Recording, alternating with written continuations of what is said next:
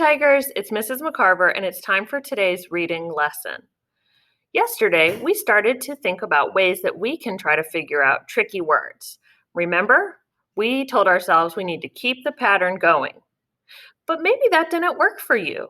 So today I'd like to show you another thing you can do when you are reading and come to a tricky word.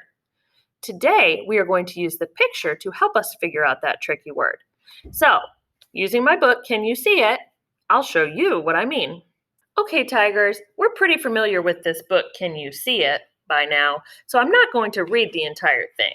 You might remember that there is a pattern about animals you might see on the farm. Can you see it? I see a dog. Ooh, you also might remember there were lots of high-frequency words. Can you see it? I see a horse. We're going to hold that pattern, but, can you see it? I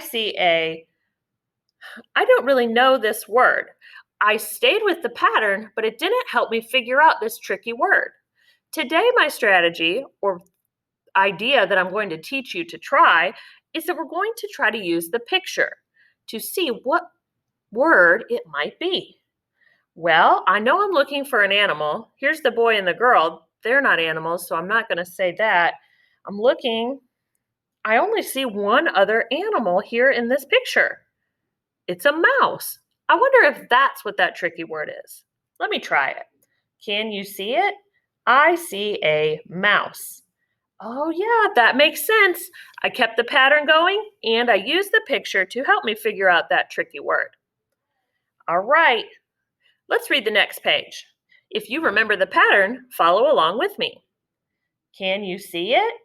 I see a... This is definitely a tricky word for me. I'm not sure what this says. Today's strategy is we're going to use the picture. So can you look at the picture on your screen? Maybe even point or touch the part of the picture that could help you figure out that tricky word.